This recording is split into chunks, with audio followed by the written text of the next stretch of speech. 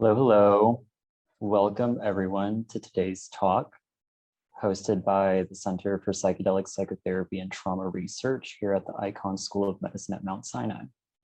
My name is Josemar Hernandez Antonio, and it is a pleasure to introduce you all to Dr. Mason Marks. Dr. Marks is project lead of Harvard Law School's Project on Psychedelic Law and Regulation, and is assistant law professor at the University of New Hampshire. He was recently appointed by the governor of Oregon to serve as a chair on the Psilocybin Advisory Board, which is drafting regulations for the state's emerging psilocybin service industry. Dr. Marks will be speaking to us today about the legal aspects of psilocybin regulation under city, state, and federal law. Please leave your questions in the Q&A box down below, and we will have some time at the end of the talk to address all of them. So without further ado, I will now turn over the floor to Dr. Marks. So I'm going to talk about state regulation of psilocybin. I am a law professor at the University of New Hampshire, Franklin Pierce School of Law. I also run this new center that I'll talk a little bit about. So this is the Project on Psychedelics Law and Regulation, which we founded in June. And prior to that, last year, I was a fellow at the Petrie Flom Center for Health Law Policy, Biotechnology, and Bioethics at Harvard Law School. And part of my responsibilities was to put on academic panels each semester. And some of the panels I was interested in hosting were related to psychedelics, law, and policy. And I was a little bit concerned about bringing this up to my superiors at the law school. I didn't know how they would react to it. There's still a lot of stigma associated with psychedelics in medicine, and especially in law, which is in many ways a very conservative field. But I brought it up and they were very enthusiastic. And these panels turned out to be some of the most popular events that they had ever hosted at the center. And I noticed that there were a lot of academic centers cropping up around the country and the world focused on clinical use of psychedelics. And I noticed that there was a lack of any systematic research on the law and ethics related to psychedelics regulation. And so that was what I proposed, a center that was focused on this problem. And the idea is that you can do all of the clinical research that you want, and there's a lot of exciting research being done now, but unless you also address the law that is really what I think of as a bottleneck to progress in this area, you're not going to see the progress that we need in the research and commercialization of these therapies. And the reason that that's so important is that we are legitimately in a mental health crisis right now. This is the trend for US overdose deaths, which have increased significantly in the past 20 years or so. And if you were to look at the very last couple years, you'd see an exponential increase in overdoses related to synthetic opioids like fentanyl. So this is a really serious problem, as I'm sure you're all aware. And during this time, we've also seen a steady increase in US suicide rates. And they've actually gone up in some populations during the COVID pandemic. There's some information that suicide rates may have actually gone down in others. But overall, the situation has been worsened by the pandemic. So something's been going terribly wrong for the past 20 years. Our trends are headed in the wrong direction. And unfortunately, during this time, we haven't seen the innovation in mental health care that we really need to see to help address this problem. And so I like to show this slide just to put things in perspective a bit. So ECT is a therapy that was introduced in the 1930s and popularized in the 1940s. Many of you here may have prescribed this therapy or actually done the therapy. And I did this in medical school, held the electrodes to someone's head and administered the shock. And It seems like a fairly barbaric procedure, but it actually is quite effective. And it's quite striking, I think, that we still use this therapy 80 years later. And it's actually one of the more effective ways to address treatment-resistant depression. Of course, in the 1950s, we saw the introduction of tricyclic antidepressants, and more recently, in the 80s, Prozac was introduced, the first selective serotonin reuptake inhibitor. These drugs have been very helpful for many people, but they leave a lot to be desired because a significant portion of people who try them, even who try many SSRIs in a series, receive an inadequate benefit. So a lot of people are left untreated.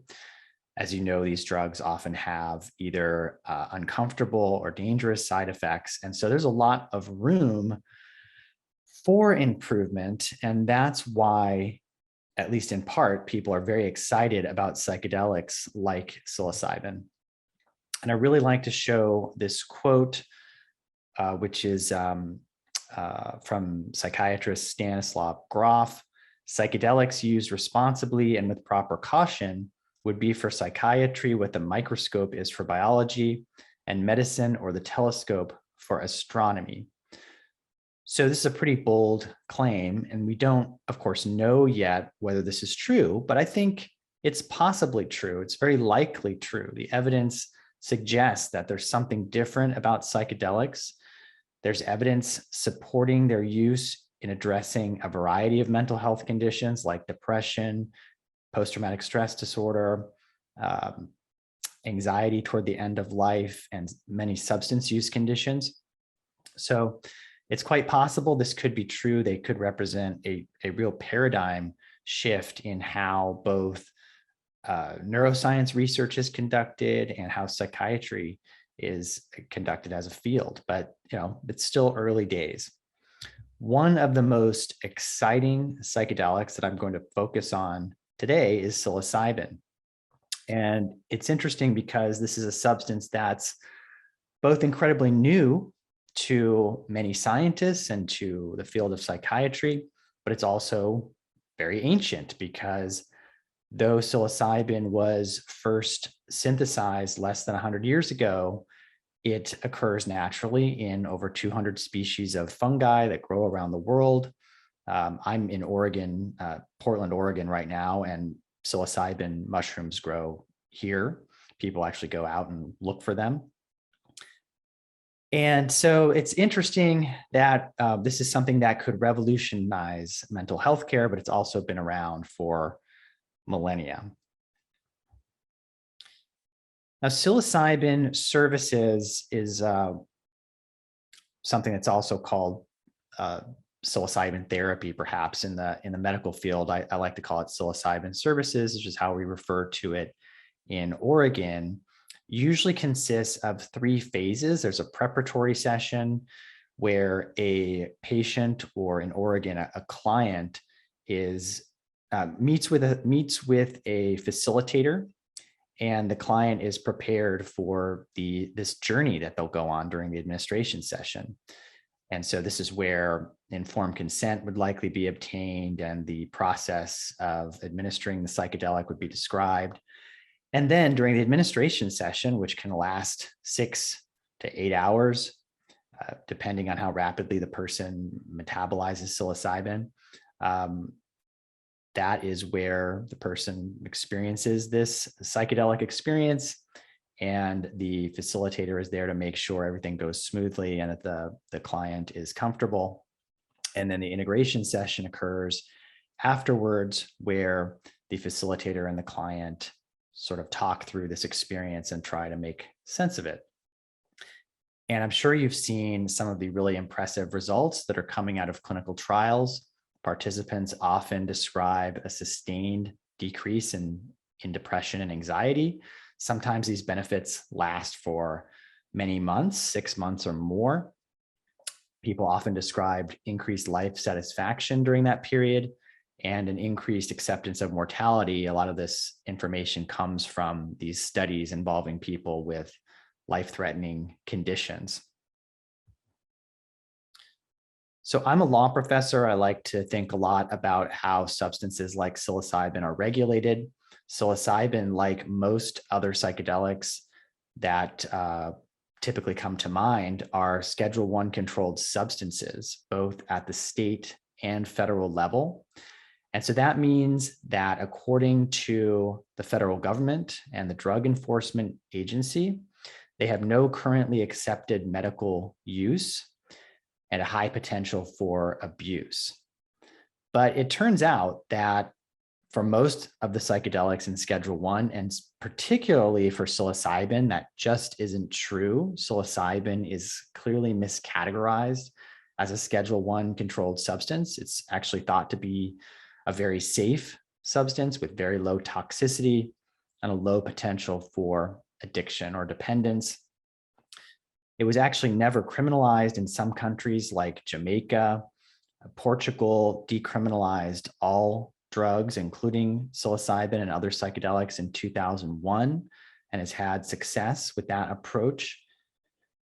And in the Netherlands, people can actually purchase psilocybin containing fungi and other psychedelics as well over the counter. And people usually don't have to show any identification. There's no information exchange. They just buy the fungi and leave. And I'll talk about that a little bit more in a moment. The FDA granted psilocybin its breakthrough therapy designation for treating both treatment-resistant depression and major depressive disorder. So that means that psilocybin-assisted therapy very likely represents a significant improvement over existing therapies like the SSRIs. And psilocybin has completed phase 2 clinical trials with hundreds of patients. A British company, Compass Pathways, recently completed the largest phase 2 trial with, I think, a little over 200 patients. Regulation in other countries is a little bit more advanced than it is here in the US. For example, Canada allows people to access psilocybin through compassionate use legislation, and also through an exemption to its national drug law, the equivalent of our Controlled Substances Act. But I have heard from some people in Canada that even though these pathways exist, right now they are overloaded with applications to access psilocybin in this way. So it's not necessarily the best solution. And then here in the United States, there's an interesting lawsuit right now that is ongoing between some physicians in Washington state who are trying to gain access to psilocybin for their patients who have cancer and other life-threatening conditions. And they're trying to gain access through right to try laws, both state and federal right to try laws. And so they've sued the Drug Enforcement Administration, or DEA. And the position of the DEA is that right to try does not apply to Schedule I controlled substances. And they've even taken the position that these physicians should just go ahead and break the law. And then if they are prosecuted for doing so, they should object at that point. So it's interesting to see where this case goes. I'm not particularly optimistic about the physicians and patients succeeding. And it's an interesting case because the DEA has a lot of discretion. I think it's pretty clear that it is within their power to grant this access through right to try, but it's not the course of action that the DEA has decided to take. This is a picture from what's called a smart shop in the Netherlands. And if you're ever in the Netherlands, particularly in Amsterdam, you should really go into one of these smart shops. There's quite a lot of them. And it's just a lot of fun to look at the different substances that are available for purchase. These are different species of psilocybin containing fungi. It's a particular part of the life cycle of the fungus called sclerotia, or they're sometimes called truffles. And people claim that these different species have different effects. You can see there's sort of like a rating scale saying, this has more of an effect on your visual system. This affects your body. This affects your brain. I don't know if any of that is true or not, but it's just quite interesting to compare how these substances are regulated by the Dutch compared to in the US. And into 2011, the Dutch Ministry of Health actually commissioned a scientific study to determine the public health risk of the availability of these mushrooms. At the time, people could buy actual mushrooms. That has since been banned. And so these sclerotia, these truffles, are the only form that is available. But the results of this study should still apply. And it's quite interesting. It found that the use of these mushrooms rarely, if ever, leads to physical or psychological dependence. If there are adverse effects, they're usually fairly mild and infrequent. And this actually mirrors the results of clinical trials where there are some mild adverse effects like anxiety, nausea, but these tend to resolve. They don't persist, and they tend to be mild. The study found that there were very minimal effects on public health. There was not an associated rise in criminal activity or trafficking. They said it was almost non-existent, and they thought, this could be an attractive option to make it available, especially if it was only provided in an environment designed for that purpose. I think that's pretty interesting because right now that is not a requirement in the Netherlands. You can just go into a store and buy them. But the Oregon system that I'll talk about in a moment does provide psilocybin only in a specially designed environment where it's administered under supervision of a facilitator licensed by the Oregon Health Authority. So there's been a lot of excitement around psilocybin and psilocybin-containing mushrooms. Denver, Colorado was the first US city to effectively legalize them. It passed an ordinance in 2019, making the investigation, arrest, and prosecution of people for possessing psilocybin mushrooms the lowest law enforcement priority in the city. And then something really incredible happened last November during the presidential election. There were a number of ballot measures that passed. For example, Washington, D.C. decriminalized psychedelics. Oregon decriminalized effectively all drugs, kind of following the example of Portugal.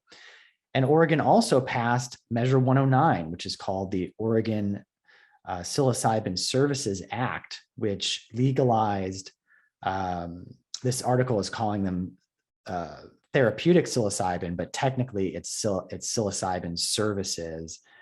And I'll talk a little bit more in a moment about whether that should be thought of as a medical therapy or not. But this ballot measure passed, as you can see, by a fairly healthy margin. And what that did is that created this 2-year development process that we're now in. And I'll go into that in a little more detail in a second. But first, I like to show this slide of all the different states that have put forth similar legislation. Some of it has been modeled directly after Measure 109. For example, Florida's bill was inspired by Measure 109. A lot of these bills have not really gone anywhere, and Florida is one example, but it's still quite meaningful that that was put forward. Other states like Massachusetts, Texas, and Connecticut, also Pennsylvania as well as the most recent bill, these are focused more on research. So instead of creating an industry where people can go and access psilocybin, they have created effectively a framework to investigate the potential benefits of psilocybin. So in Texas, they actually allotted, I think, about $1.5 million for a psilocybin trial to be conducted. And Pennsylvania is trying to set up sort of almost like a clinical trial process that's outside of the FDA.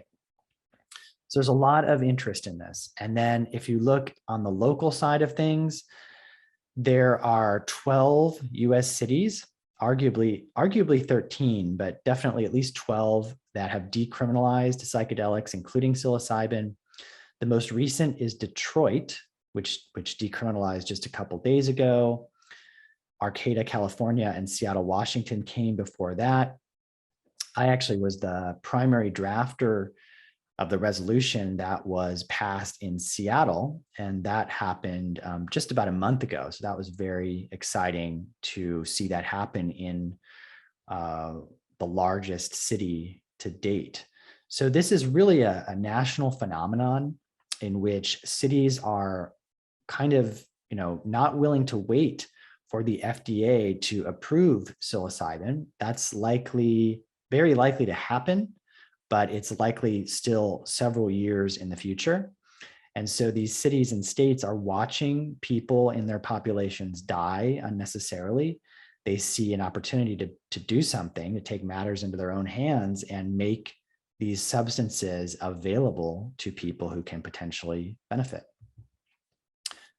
So I mentioned that the passage of Measure 109 last year, it created this 2-year development period that started on January 1st of this year. And in March, Governor Kate Brown appointed members to the Oregon Psilocybin Advisory Board, which sits within the state public health organization, which is the Oregon Health Authority. And during this 2-year development period, this advisory board is meeting very regularly. We have sometimes 2 or 3 meetings a week. There's 3 meetings this week, actually. One later this afternoon that I lead, which is the licensing subcommittee. Tomorrow we have a meeting of the training subcommittee. And so we're meeting very frequently to talk about the rules that should be adopted by the Oregon Health Authority to govern this emerging psilocybin industry. And you can see that there's a variety of types of people on this advisory board. Many of them are healthcare providers of different types.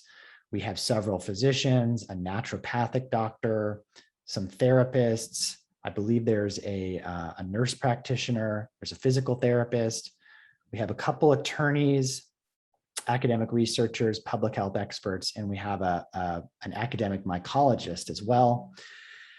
There are these 5 subcommittees that meet as often as twice a month. Some meet once a month. I chair the licensing subcommittee. I attend most of these meetings. They're open to the public. If you're interested about what's going on, I definitely recommend that you check them out.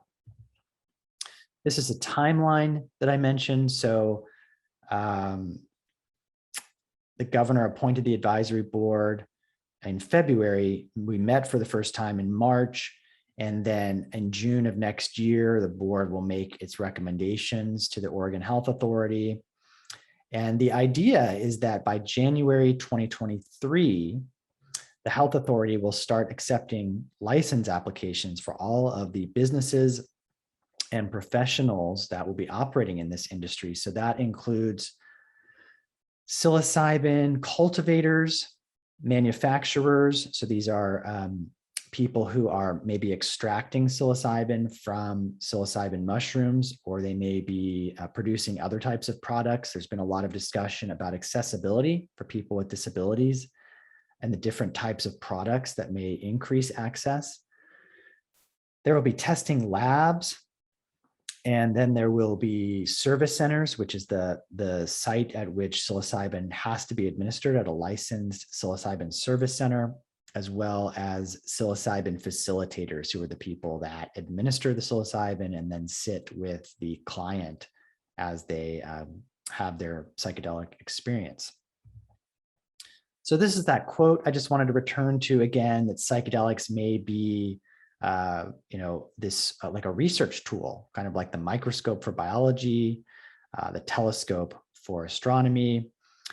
And again, we don't know this is true. I think it's very likely to be true. But an area that I've become increasingly interested in is the patent and intellectual property side of the emerging psychedelics landscape. And the question is, if psychedelics do really represent this paradigm shift for research and clinical medicine, do we want a small number of companies peppering the landscape with patents that are often overly broad, such that they are able to control the emerging industry? And what does that potentially do to the industry? I didn't really get into this too much, but psychedelics were studied by academic researchers in the 1950s and 60s, and they published a lot of articles in mainstream journals. But in the 1970s, President Nixon launched the US war on drugs. Congress passed the Controlled Substances Act in 1970. That made psychedelics Schedule I controlled substances, and all of that research that was just getting off the ground came to a halt. And so there was no progress in this area effectively for decades, until the 1990s, when some researchers gained permission to start studying psychedelics again. And then really in the past decade, especially the past few years, we've just seen a flurry of activity in this space. But there are a lot of patents being filed, an increasing number of patents, it seems. The top two patents here, I know you probably can't read this, but the top two patents were granted to Compass Pathways, and they cover different crystalline formulations of psilocybin, what are called polymorphs. And the patent on the bottom left is for a deuterated form of psilocybin, where the hydrogen atoms are replaced with deuterium atoms, so a different form of hydrogen. And then in the bottom right-hand corner, there's a patent on a method patent on treating food allergies with psychedelics like LSD and psilocybin. And there are problems with a lot of these patents. If you don't know too much about patent law, I would just say that there are certain requirements. There are actually many requirements to obtain a patent, but some of the fundamental requirements are that the invention has to be novel, so it has to be new. It has to be non-obvious, which means that a person having ordinary skill in the relevant field would find the invention sufficiently inventive. It wouldn't have been obvious to that person. There has to be a certain utility to the invention, although that requirement has kind of fallen by the wayside, and it's really a minimal requirement at this point. And then inventors have to describe the invention adequately in the patent documents, and there are many other requirements, but those are some of the basic requirements. And arguably, a lot of these patents are not novel, and they are also not non-obvious, which is the way that a patent attorney would refer to that obviousness issue. I want to return to this idea of the crystalline formulations of psilocybin that have been patented recently. Compass Pathways just obtained a patent a couple weeks ago from the patent office on its second crystalline formulation. These images are actually different crystalline structures of water. So this is different types of ice that form. And so these are different interactions between water molecules. And I show this just to give an example that there are many, many different polymorphs of ice.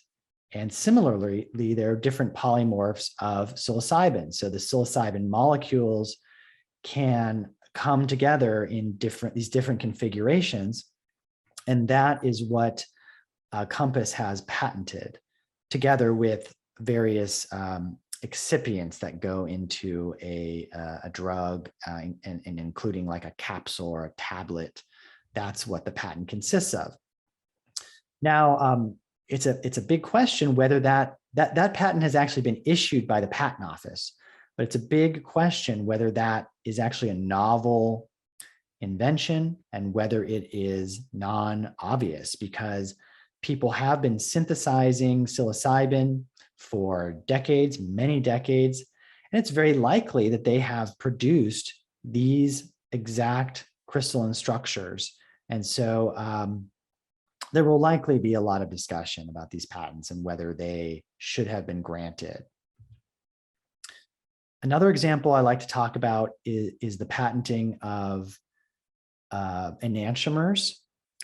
So in addition to polymorph patents, it's common practice to patent enantiomers of different molecules. In this case, I'm talking about enantiomers of ketamine. So ketamine is another psychedelic. Some people don't like to categorize it as a psychedelic because it's not a classic psychedelic, but I definitely call it a psychedelic. And it was discovered in recent years that ketamine could be very useful potentially for treating treatment-resistant depression. Ketamine, of course, is used routinely in anesthesia, and it's an essential medicine. It's on the World Health Organization's list of essential medicines. It's prescribed every day, often to children. It's particularly safe in pediatric populations. And so it's quite useful, and it's this use in psychiatry has recently been discovered and popularized. Ketamine, of course, is available as a generic, and so the drug is quite inexpensive. And you may be familiar with these ketamine clinics that have cropped up. Sometimes it can be expensive to visit one of these clinics. A single infusion of ketamine might cost $500 minimum, but the price can go up to several $1,000s per administration.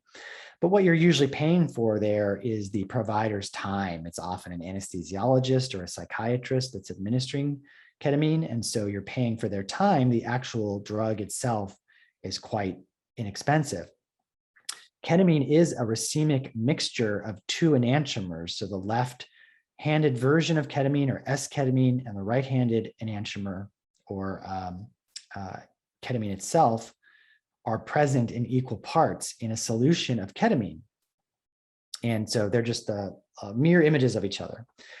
And what happened is that Janssen Pharmaceuticals took notice of this, and they said, well, we're going to isolate the left-handed molecule as ketamine. We're going to patent that.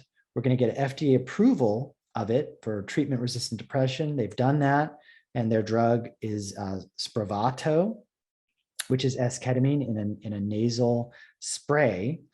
And so now and I should point out, there's no evidence that I'm aware of that esketamine is any more effective than ketamine. So they've effectively taken a drug that is extremely inexpensive and patented it and created a monopoly on that therapy. And what that does is it disincentivizes clinicians from using ketamine or doing research on ketamine. And so it's likely increasing the obstacles in the way of research and access for people unnecessarily. They haven't really created anything new or particularly useful, at least that doesn't seem to be the case based on current evidence. So there's a concern that something similar could happen with other psychedelics like psilocybin, and that we're quickly going down that path where we'll find that we're trapped in a similar type of situation where there isn't all that much innovation for decades. We could end up with a situation where drug companies that create psychedelics, they basically have a monopoly on many different types of treatments, and they're not incentivized to innovate. They have effectively become gatekeepers in this field. Now, there are other jurisdictions that limit patents on things like polymorphs and enantiomers. The UN Development Program issued guidelines some years ago that recommended a presumption against the patentability of polymorphs and enantiomers. The Indian Patent Act of 1970 says that you actually have to show that the enantiomer or the polymorph is a significant improvement. Otherwise, they're going to treat it as the same substance. But we don't do that here in the United States. And then I just have a couple more slides. I'll wrap up in a moment. But another concern in this area is biopiracy. A lot of these psychedelics are used by indigenous communities. Biopiracy, I like to define as commercializing indigenous knowledge without adequate acknowledgement or compensation. Psilocybin is used by indigenous people in Mexico. Peyote is used by Native American churches throughout the United States. Ibogaine is used by practitioners of the Bwiti religion in Central Africa, and ayahuasca, of course, is used in South America. And I think I'll just kind of wrap up by saying that we're seeing a lot of low quality patents passing through the patent office. There are a variety of reasons about that. We can talk about that in the discussion if you'd like. Part of it is just the fact that these substances have been prohibited for many years. So I think there's a lack of experts at the patent office that are familiar with them. They're not able to tell necessarily when a psychedelic patent should be not be approved. So I think I'll end there. I'm excited to get into the conversation. Thanks again for having me. It's great to chat with you about this topic.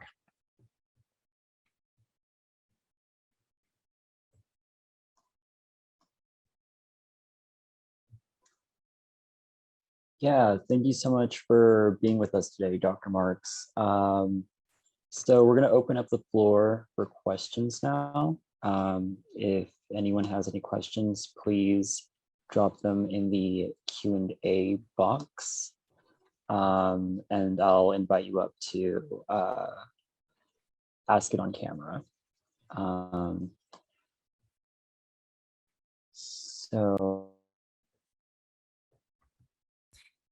In the meantime, while you're doing that, I can start. I have a question. I can jump in. Yeah. Yeah, thank you so much for a really educational lecture. And yeah, I was wondering if there are particular conditions that combine that make certain cities more likely or more successful in decriminalizing psilocybin, and also what are some compelling reasons that you've seen why cities decide not to, or why it ultimately fails? So that's a good question. I'm not aware of too many cities that have tried to do this and failed.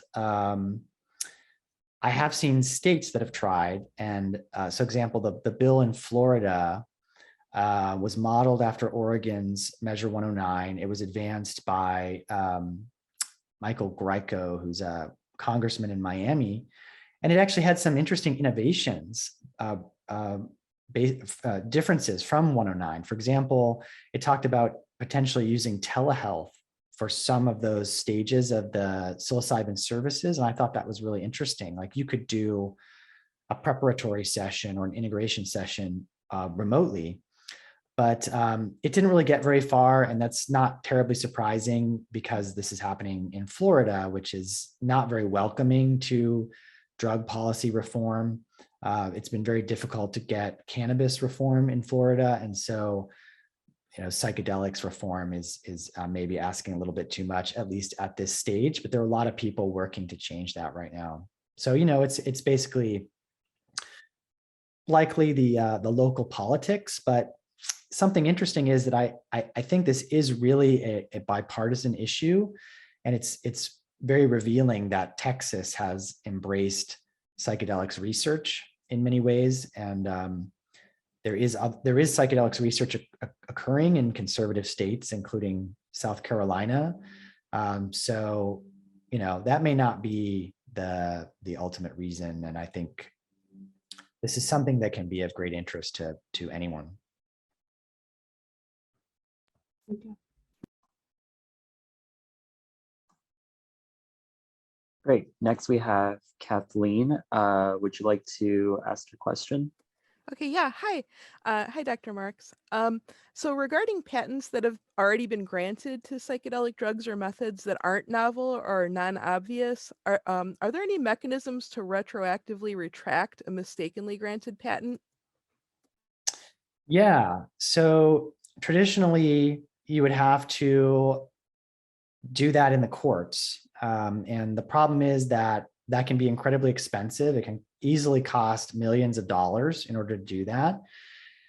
And so that's one reason that these patents, even though they are not particularly strong, they can still do a lot of damage. So I've talked to some patent scholars who say, oh, this is not that big a deal because, if the patent's weak, that will be taken care of and through the courts, and that's the system acting as designed.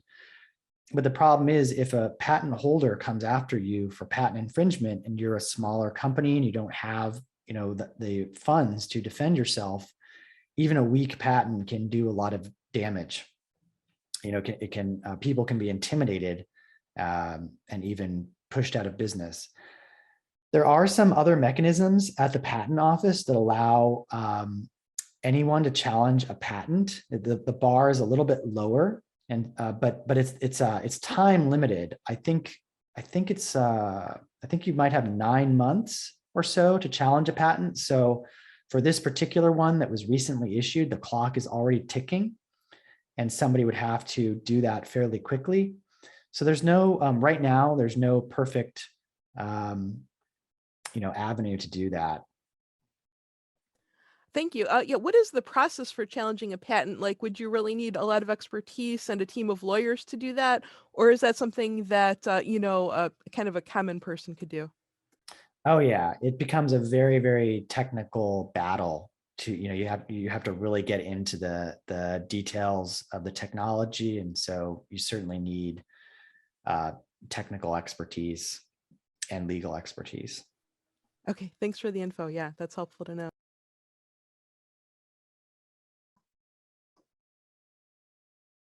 Okay, so our next question comes from an anonymous attendee. So I'll go ahead and ask this. I didn't understand how patenting esketamine inhibits use of the generic. Can you explain?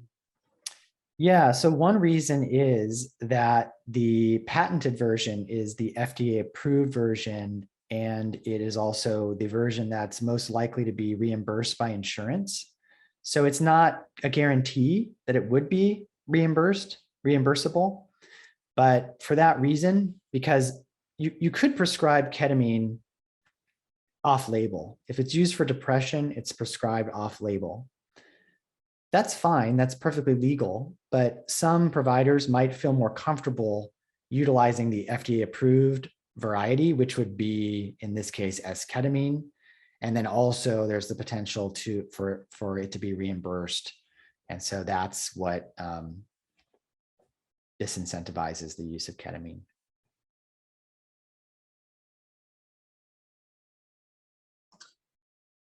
Our next question comes from Randy Ellis. How influential have arguments related to cognitive liberty been on legislation related to the decriminalization and compassionate use of psychedelics?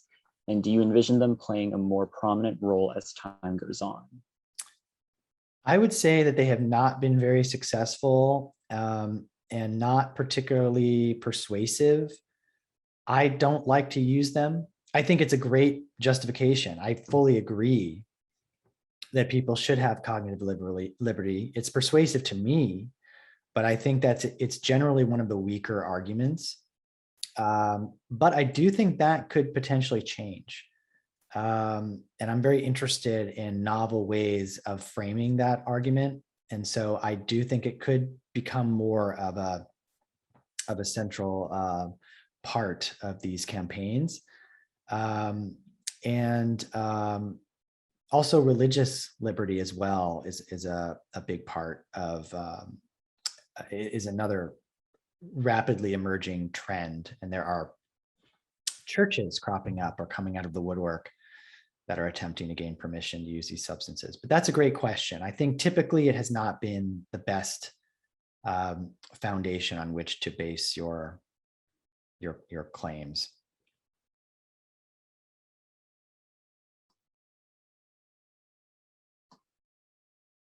Thank you. Our next question comes from an attendee who I think is not in the talk anymore, but I'll go ahead and ask. Why would RTT be considered rather than a compassion use expanded access request?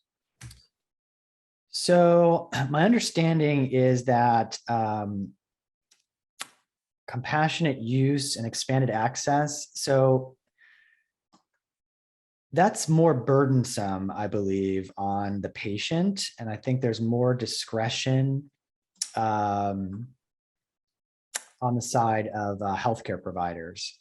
And so you have, that places a great burden on the patient if they do want to access a substance that way. There are also limits. So right now, I believe MAPS, the Multidisciplinary Association for Psychedelic Studies, has permission to grant expanded access to MDMA for treating PTSD. But they only have permission to do that for a certain number of people. And so there's constraints placed on it. Right to Try doesn't have those limitations. And I think the idea is that it's supposed to be a right. It's more of a right. And so I think that's why some people prefer to take that path.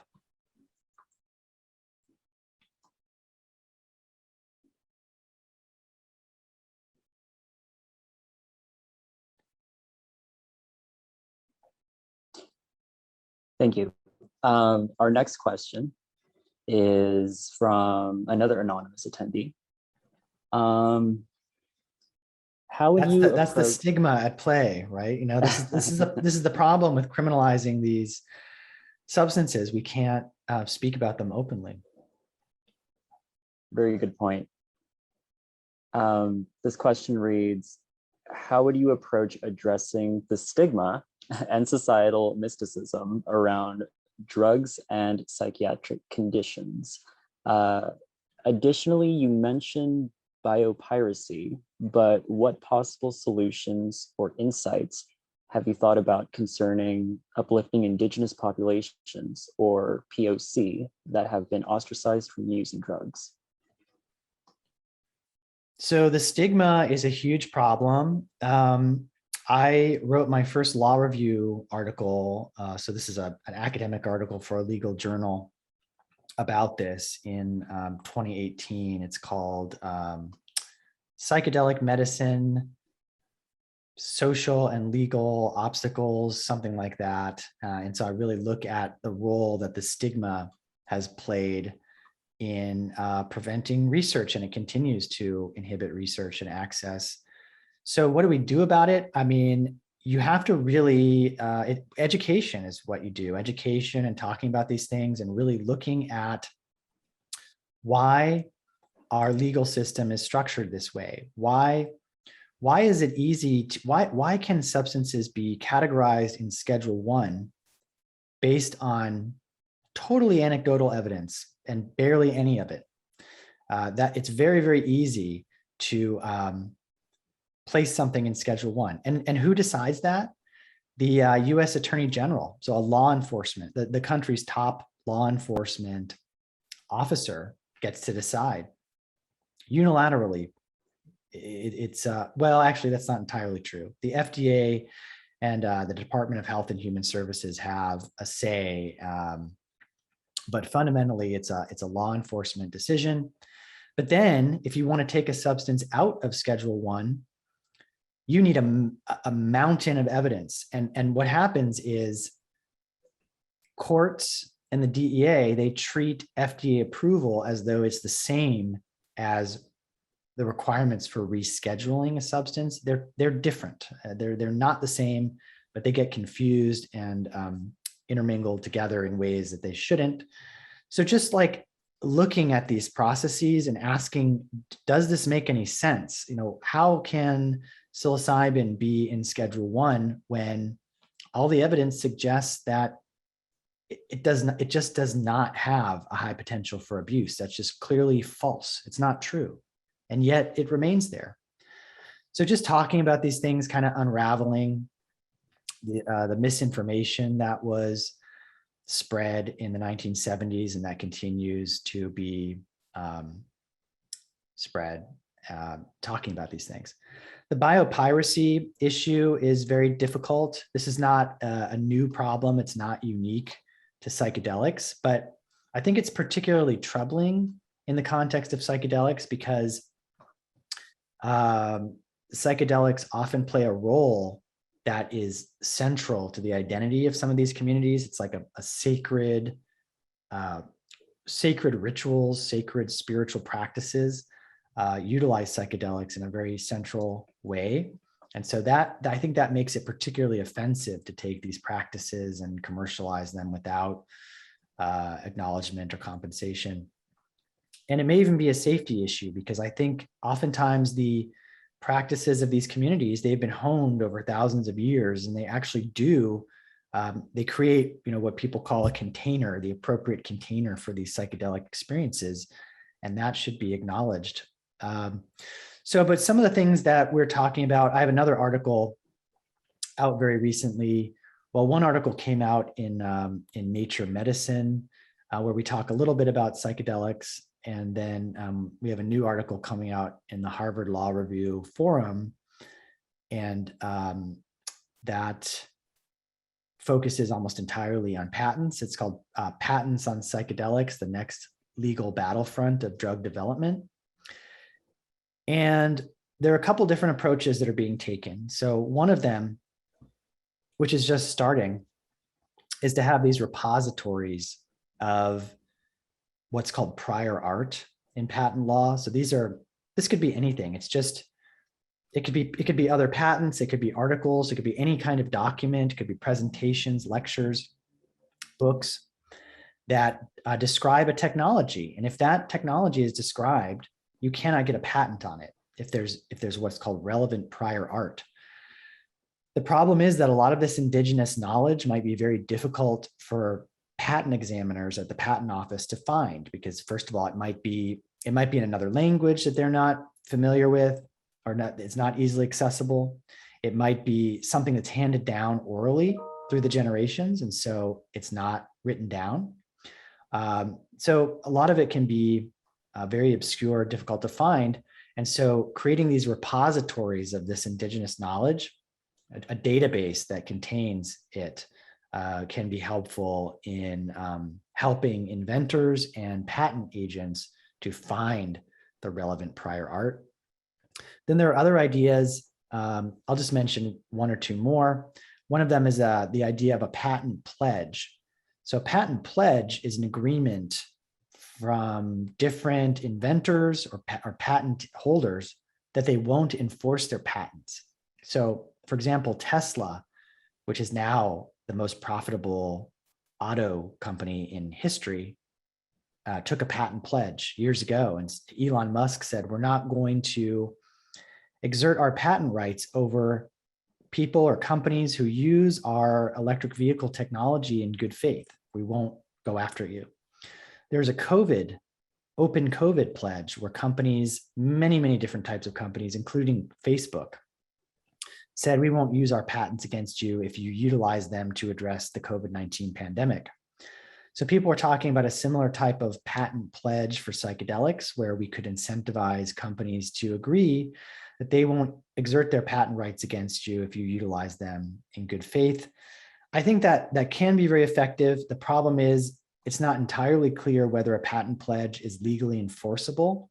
So Compass, for example, one of their officers made a public statement that Compass would not be enforcing its patents on related to set and setting, so the environment in which psychedelics are administered.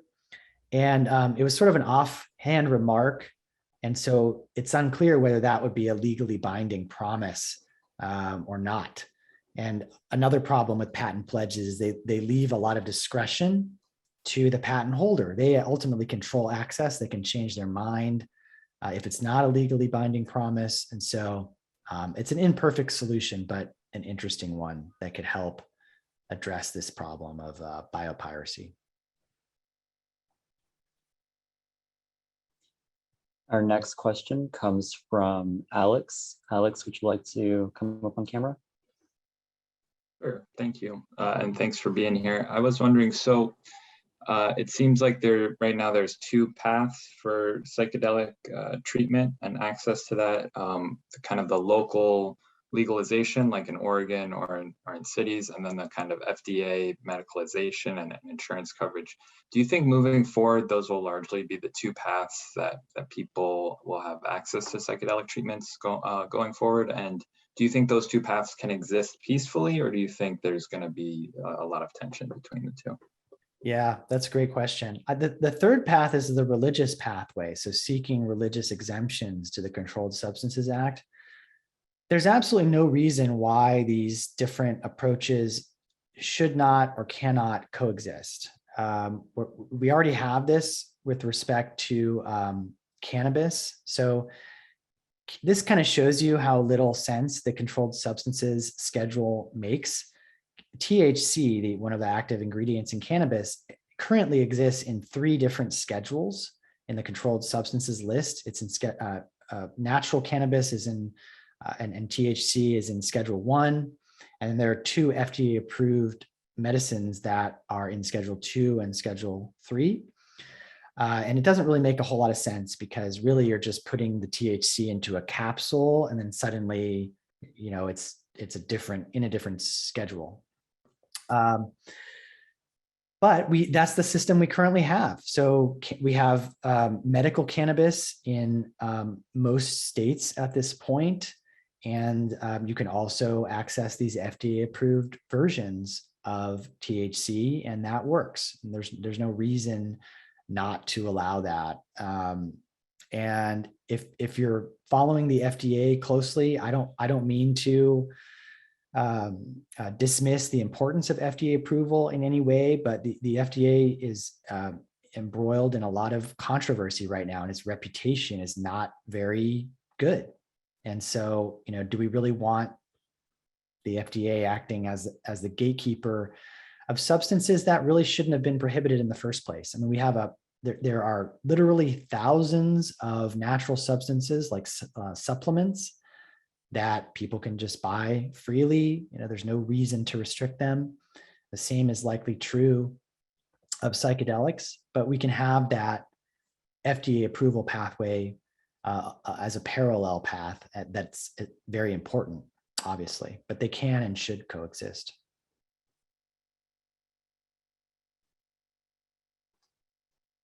Amazing. Okay, so it is almost 1 p.m. I'll remind everyone that we do have our informal discussion / social tonight at 5:30. Come one and all. Dr. Marks, thank you so much for taking the time to come on here and share your expertise with us. We really, really appreciate it. My pleasure. Thank you for the invitation. And with that, I wish everyone. Oh, feel free to get in touch if I can be of any help. Everyone's welcome to contact me. All right. And with that, I wish everyone a very lovely rest of your day. Bye.